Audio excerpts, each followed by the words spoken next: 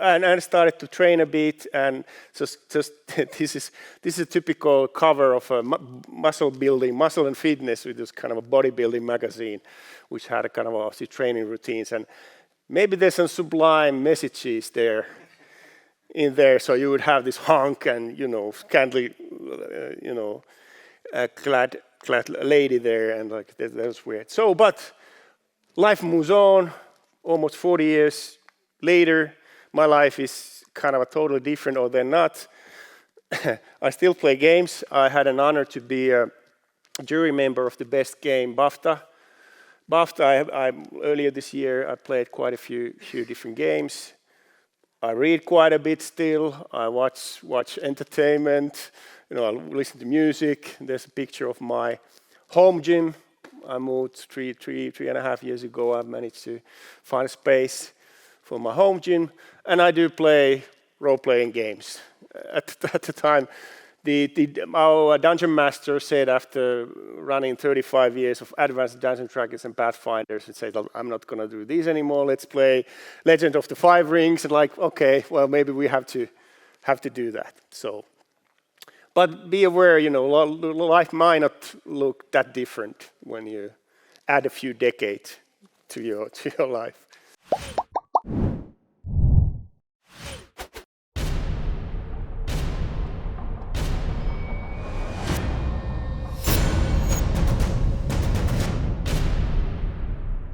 A little bit about the studio.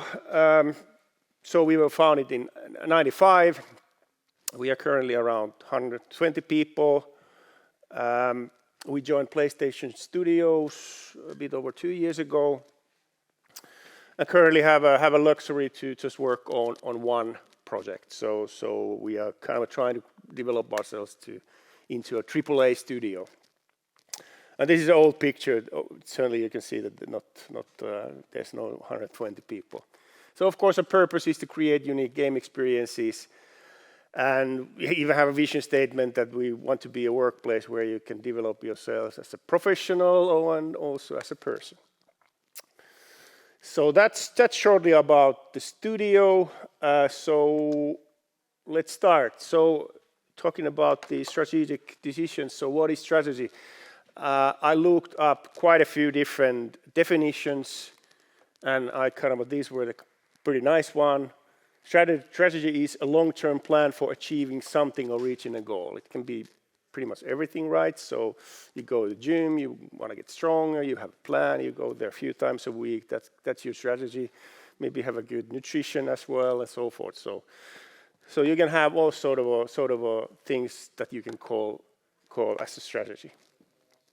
The other one was pretty good as well. The creation of a unique and valuable position involving a different set of activities. That's pretty much saying the same, but it might be a much more complex endeavor. It's not.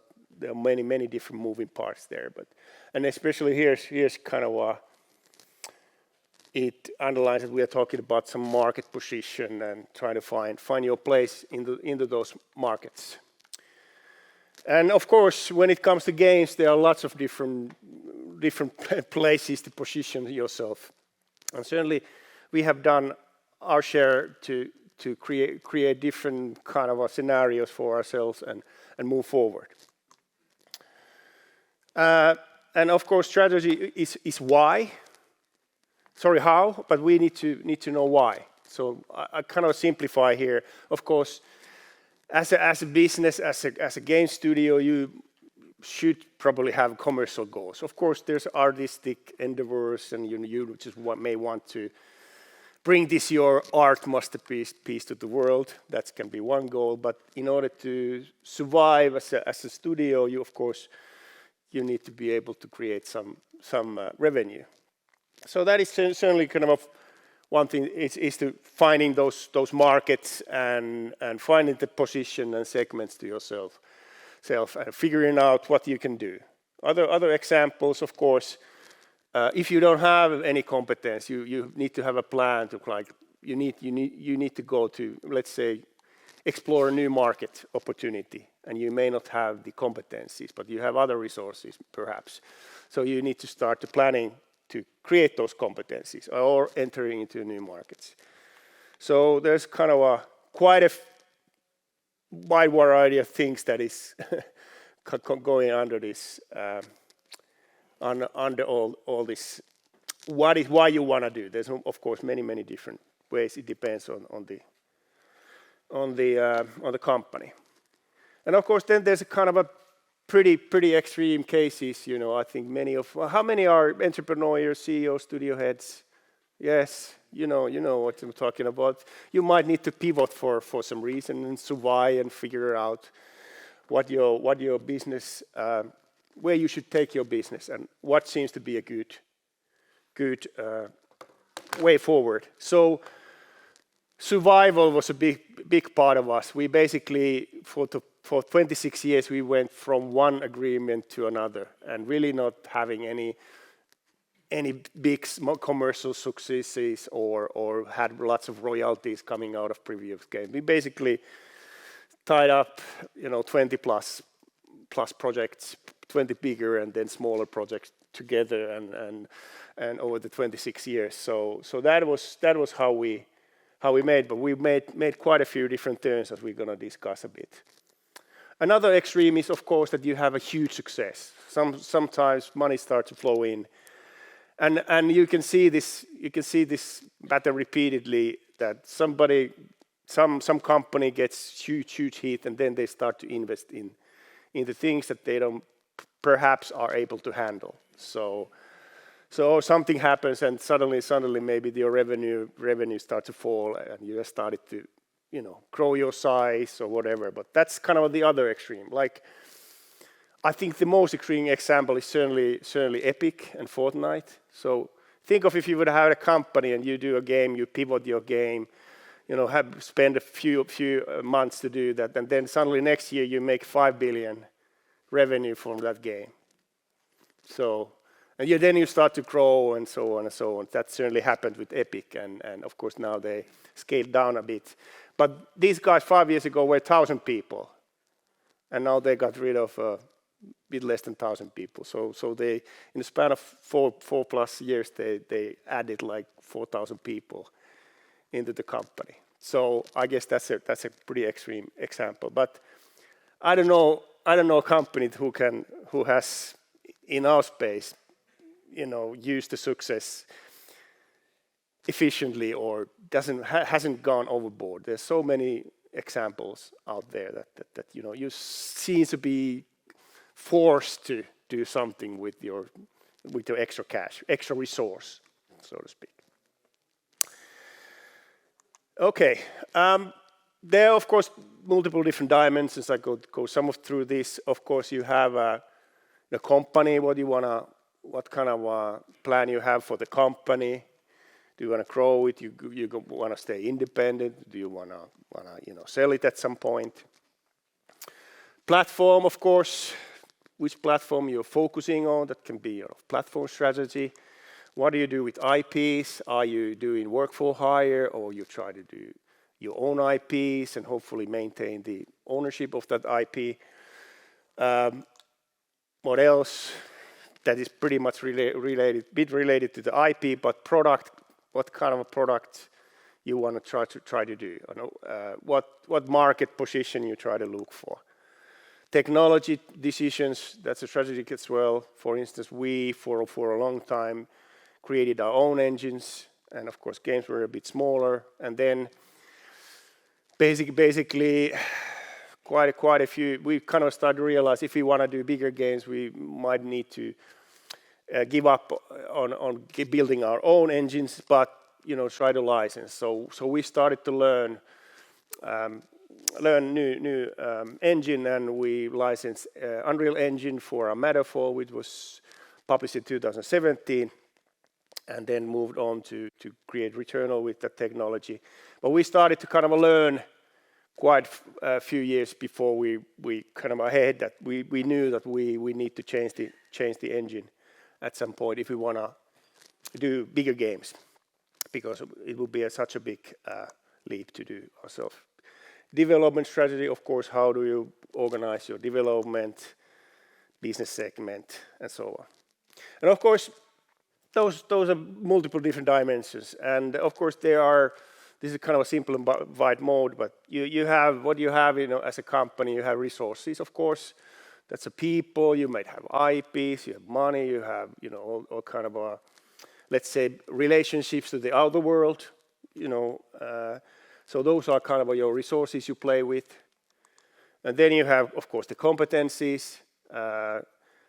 In order to, of course, be in the games business, you need to be able to do something, and you need to create those competencies. Of course, they're mostly tied to your resources and people, and then, of course, a bit more esoteric, if you like. There's processes, even though you don't have any written processes, and if you're doing a game, you have some sort of a process, of course, and this can have a lot of value as well, that how you are efficiently able to create your games.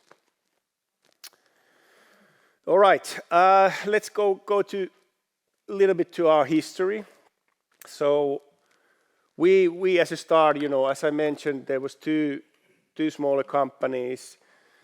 We did Amiga games in 93, 94, and we combined our forces in 95, and there was this platform strategy was PC. There was this up-and-coming platform, personal computer that you could do games on. So we started out as a PC game developer.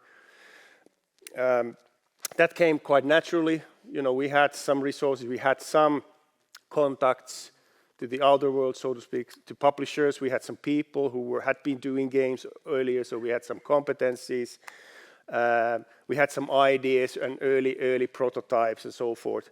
So that was kind of our start. That it was kind of easy. That okay, what happened to us? That as I mentioned, we were doing Amiga games, Commodore Amiga games, and Commodore went bankrupt, and that meant that basically the sales of Commodore games, Commodore 64, Amiga games, went down significantly.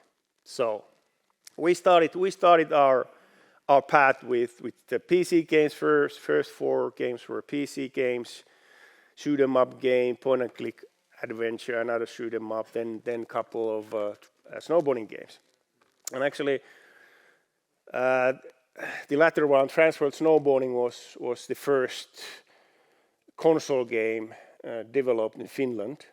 And after that, we had a lots of rough years ahead. So we didn't manage to move forward that well. So we were kind of a pigeonholed to be an extreme sports developer because we had a couple of these games under our belt. And then, of course, at that time, there were so many different extreme sports games, Of course, everything kind of started with Tony Hawk skateboarding, but there was surfing and BMX and whatnot, windsurfing and kiting, and so the market was filled with this. And then they realized that okay, the market cannot support all these different sports. And I would say that, if you look back to the past 10 years, I think only skateboarding games, and I think Ubisoft has done some snowboarding games, but I think you don't have that big a category as extreme sports category. You don't have that anymore. But what happened to us back then? We were supposed to, in 2002, we were supposed to do a sequel to Transfer Snowboarding, but our publisher Atari, got into trouble. You remember, some may remember Matrix game. They spent a lot of money on that. I think that might have been actually bringing some money in, but that was kind of the time that it was massive budget for them, and there was other difficulties for sure. So we had a pretty rough years. Try to survive. We after shipping Transfer Snowboarding, we did mobile stuff. If somebody remember, those kind of tap wave was Palm Pilot based handheld console. There was Gizmondo. If anybody remembers that, we did the Nokia N-Gage stuff. Kind of some of the first games we got our game embedded with this. Well, it was a SIM card that was was given with the Engage. It was called we did a snowboarding game for them there as well. But we did lots of different things, and we were like, what the hell to do? We actually created the PlayStation 2 demo. We spent a lot of time for third-person action game, but we couldn't sell that. It was kind of the time that console transition was coming up, and people were viewing that it's not worth to do PlayStation 2 game anymore, and as we are kind of at the later stages of that console cycle. But it was a difficult time, but actually this changed our course for a while. So it made us realize that there are good market position for us. So Geometry Wars, Xbox Live Arcade was launched in 2005 for the holiday seasons, and of course we had been doing shoot 'em up arcade-inspired games for a long time, and this was a revelation for us that hey, there's a new kind of a platform, if you like, or distribution thing. Digital distribution was really new stuff at that point, at the time, and this kind of set our tracks for the next 10 years. So we thought that hey, this digital distribution on consoles is a perfect opportunity for us. We can do these smaller games we were doing with 15, 25 people, and we just went along with it. So this was a pretty easy decision, as we have been struggling for quite a few, 2-3 years.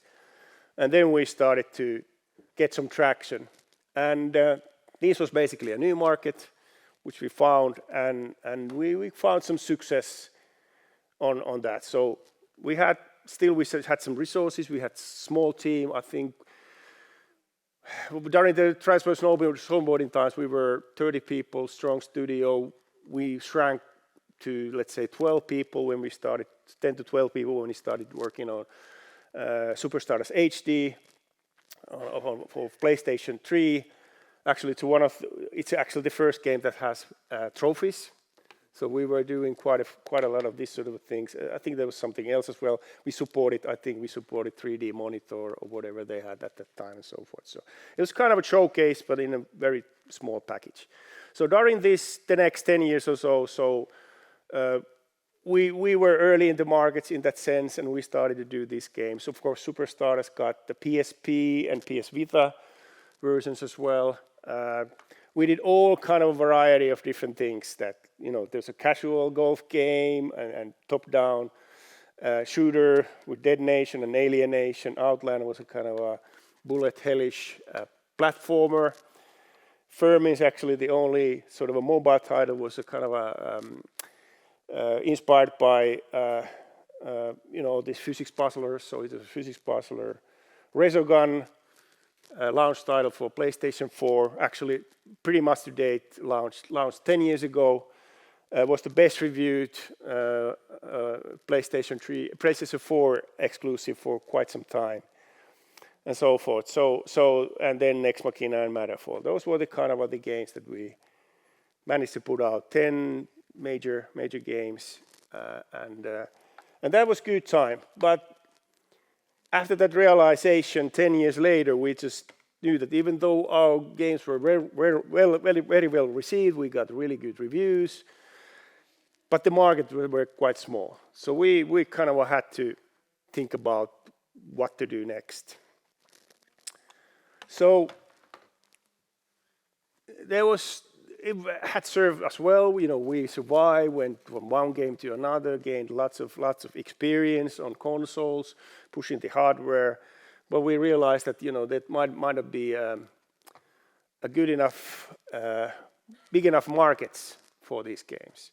So at earlier stages, the only downloadable games were smaller games. So, and there were few of them. That's kind of then what happened, especially during the PlayStation 4. Console cycle was that all the big games became downloadable as well. So if you put out a game with $15 there, try to sell your little game, and then you have a free game of the month, the Lara Croft of the last year or whatever, big game. So we started to see that less and less people would be willing to buy these games, at least on those platforms. And of course, there's a kind of other things as well. Were there was audience expecting different things and so forth. So that was kind of a big realization. We had to figure out new ways to survive. And yeah, pretty much 7 years ago, we had a kind of 3 different ideas. So we thought that maybe one more time we still want to, do a shoot 'em up game and hopefully self-publish that to several platforms and maybe we can find some success. So we started to do Next Machina project at that time.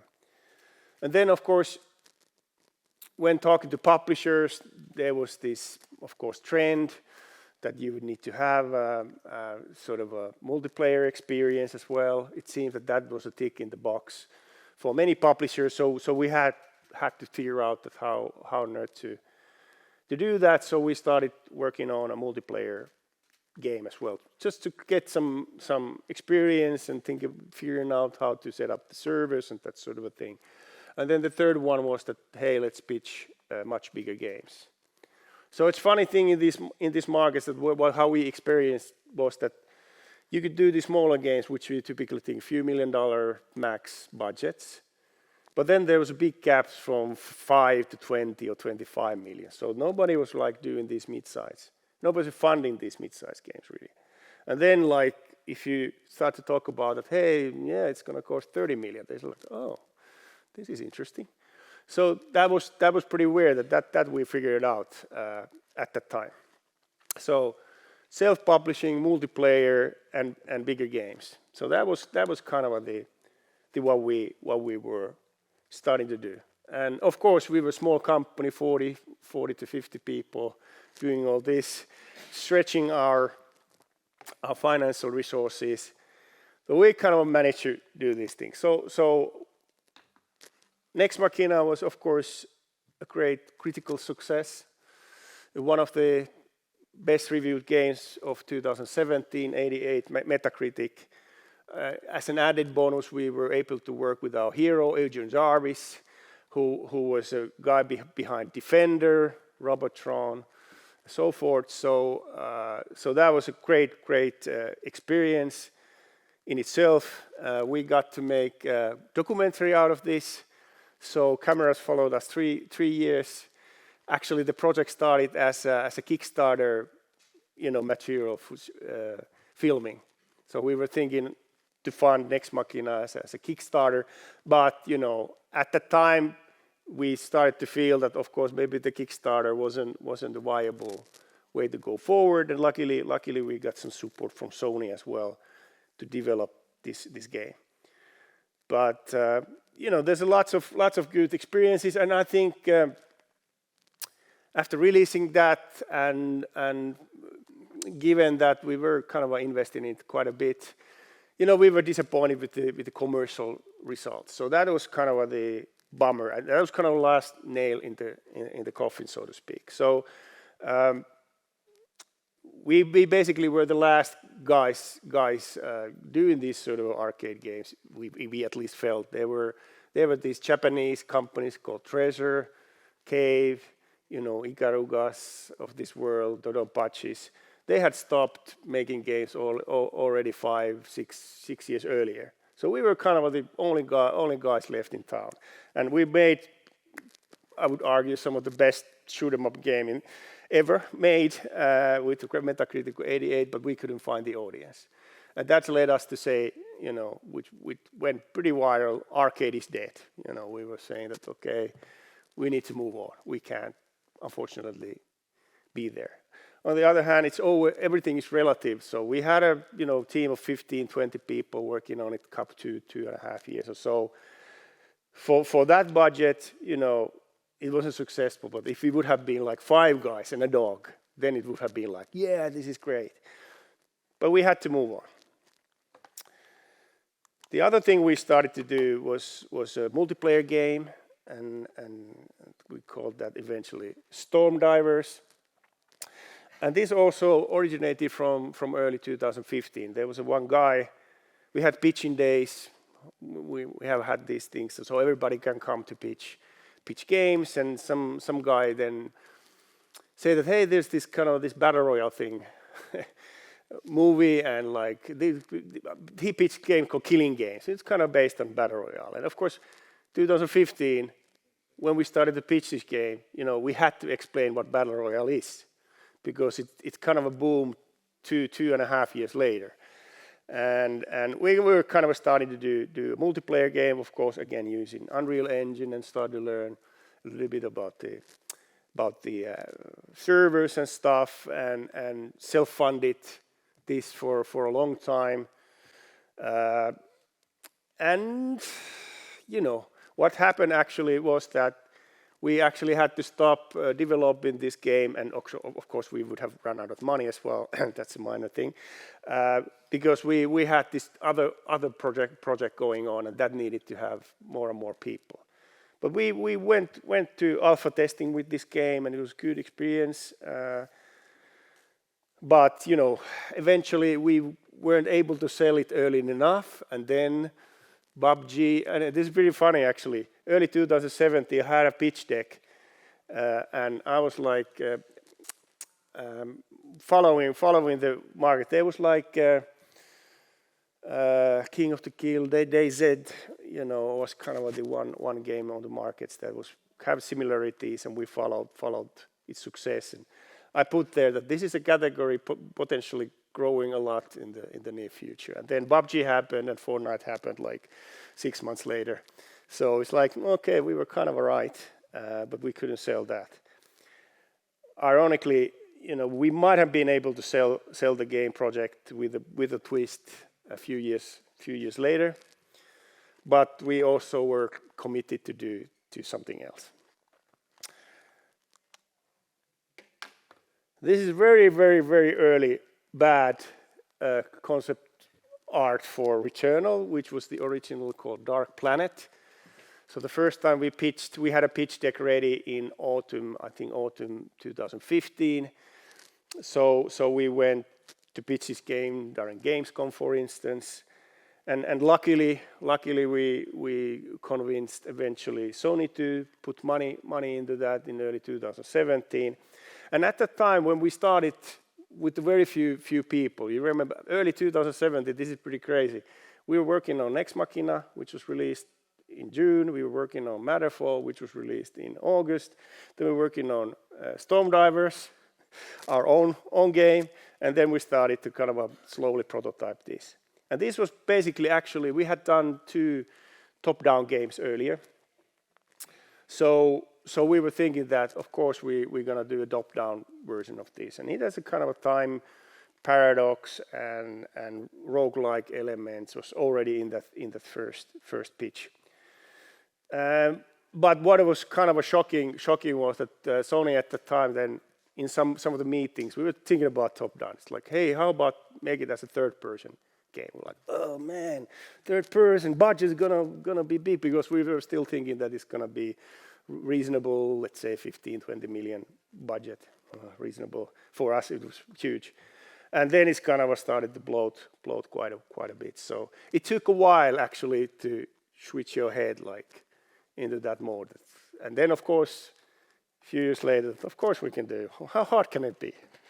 And of course it was very hard project for us, and it was an interesting project in the sense that we got more and more budget as we went along. So we started in 2017, and 4 years later we got the game released. And that was kind of one of 3 things that started to work for sure. So reception, of course, was really good for that game, and we got lots of awards, great reviews. We got BAFTA best action game from the Game Awards. Game Awards is coming in the next few weeks. So eventually, of those all 3 approaches, we thought that, okay, this is the position we want to be in, continue doing bigger games. But we had a kind of a luck there that we could pull it off. And of course, there were lots of different challenges during the development, for instance, pandemic circumstances happened, and we had to finish the game while we were outside of our offices and so on. So we just were naive. We certainly kind of weren't prepared for the challenge of that scale. So eventually, when we finished the game, we had 80 people internally, most of them developers. We had co-dev partners, outsourcers, so the team size was 150 or so at the peak, half of them outside of our company. So that was kind of a big revelation. The scope is changing everything. So you can think that if you've had a game that's done with 15, 20 people, it's a totally different ball game than you have 100 or 150 people in there. So that was kind of the big learning, that hey, now we need to basically start thinking about our development strategy quite a bit. So one of the things that came out of that was that we started to figure out that how we could properly make these bigger games, and we kind of chose large-scale Scrum as the basis of the operations, and we are still learning. But that was, of course, amazing. We learned a lot. Shipped the game during COVID. Very few people did that. Got great reception. And of course, then we got into this crossroad. It's basically, this is the last decision of an independent studio. Stay independent or not, or the other thing is file bankruptcy or not. So those are kind of the two different extremes. And it is funny that you pursue those opportunities and you try to sell things years and years, and then everything comes together at some point. So early 2021, we had lots of commercial opportunities. I think we could have sold that multiplayer game in a different form. We had these long discussions. Let's say with the Japanese publisher, we got the pre-production okayed with the big Japanese publisher. We had other opportunities. People were asking quotes from us, and we kind of had a handful of different opportunities there. And at the same time, of course, we were kind of seeing that this is the last sort of a time to. It felt that if we don't move forward to try to figure out whether we can sell the company or not, this would be the time to do so. And also, the trajectory we were in like we wanted to build those bigger games, and of course that was kind of one key kind of a decision making, let's say, factor for us, that we need to kind of really pursue this acquisition trail.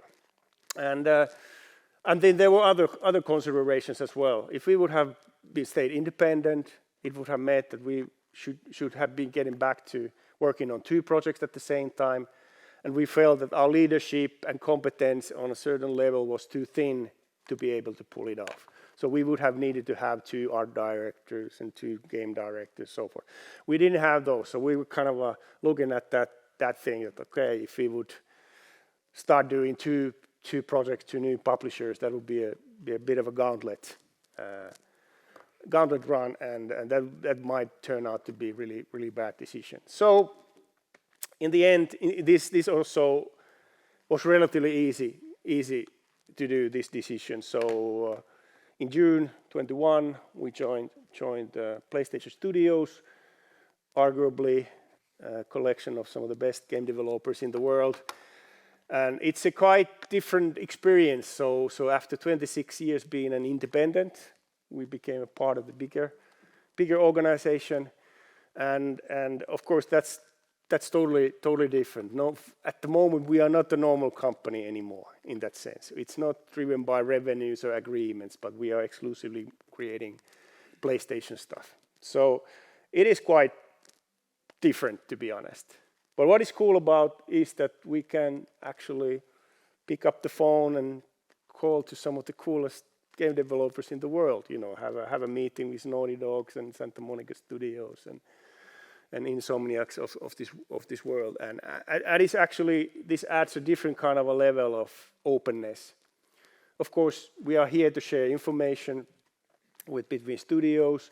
Of course, you need to keep some trade secrets, but at least we as a company have always been pretty open about what we do and how we do stuff. But then in this environment, you can still go deeper into those relationships and at best, share technology and so forth, share best practices and so forth. But yeah, that's basically it. So this was our last decision as an independent studio. We became a part of the PlayStation Studios, and I think it feels that in a sense all these decisions have been relatively easy when we have had to do those. So we've had this sort of a combination of resources and competence and other things that made it easy for us to make these decisions. But this ends my talk. Thanks for listening. I think we have time for questions.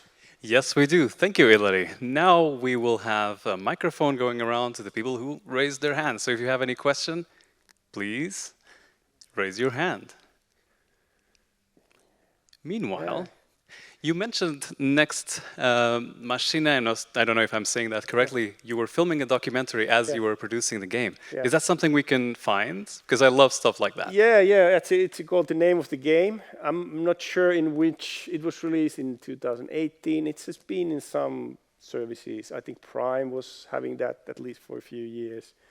I'm not actually, Steam had it when they had those movies. Actually, I don't know where you find it, but the name of the game is actually the name of the movie. And it comes from the fact that, the naming your game is one of the most difficult things you can do, right? If you've been trying to do that. So it's that was the reason why we got that. Thank you. That sounds very good. We have one question. Yeah, hey, Ilari. Thanks for the talk. Michael from Rockfish Games, we share a few things in our history, like pivoting our studio. I always found it an extraordinary challenge to really get everything on board on the team. So while as the management you may know what to do or not, you still have to convince this is the right call to make. How did you convince your team, whatever major pivot decision you made? Did you just put it in front of them or said, well, obviously not have a vote because running a company is not a democracy, but you need to make sure that everybody's on board. How did you do that? Well, it's a long time ago, yeah.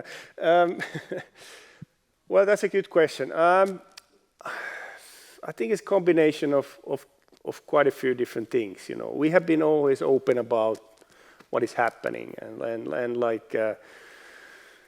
like for instance, when we had this tough years, 2003, 4, 5. 6. We had to kind of figure out something, and I think people got on board. We had some exciting things to do. I think that's one thing, that we always were able to still do games and do some prototyping or whatnot. So there's always some exciting things. There's a new technology coming up. We were able to do some console engine technologies, or people were able to participate in these pitching processes that, like, hey, we are, allowing everybody to pitch their ideas.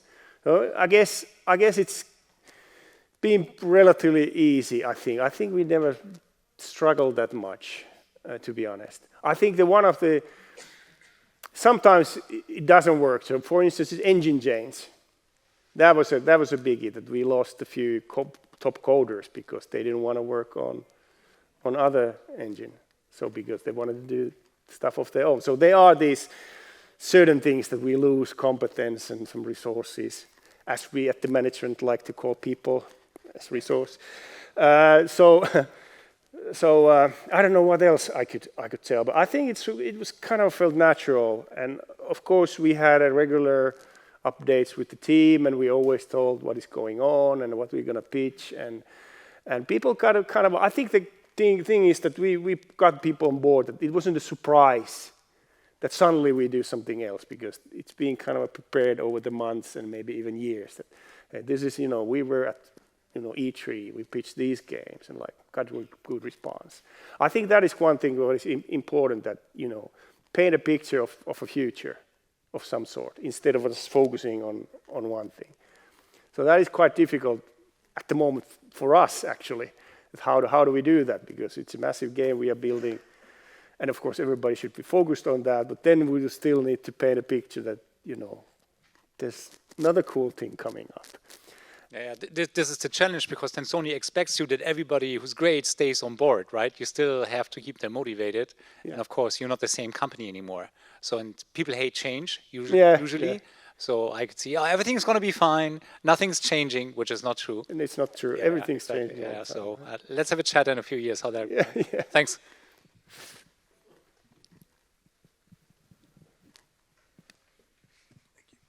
Thank you for a great talk. I wanted to ask, I played Dead Nation a lot, so when I have the opportunity now to ask, were there ever any plans for a follow-up, or with kind of shoot 'em ups and shooters being very much in your DNA, would you see like kind of revisiting the zombie genre in the future?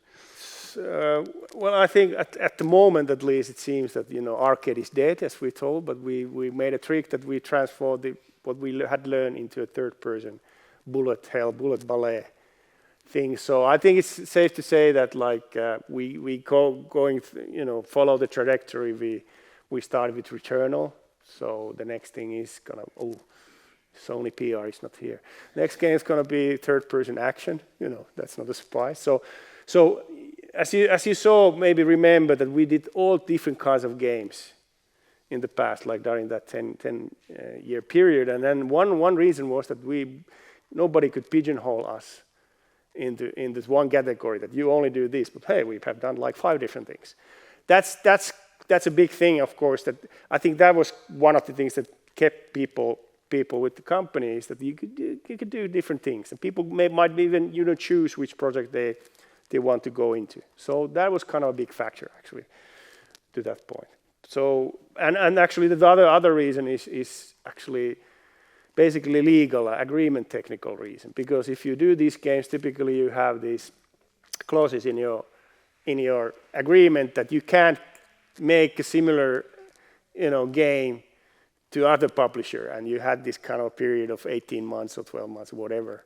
So you couldn't like do Dead Nation 2 immediately to anybody else. Actually, we have pitched that game to many people, but nobody bought it like a couple of years after Dead Nation. But it had dead dinosaurs in it, so it was the coolest project ever. Oh man! But yeah, anyway, so there was kind of that's another reason. And even though partner was saying that of course you could do this game to other publishers, but you need to ask for permission, and didn't want to go into that position. Yeah, right. So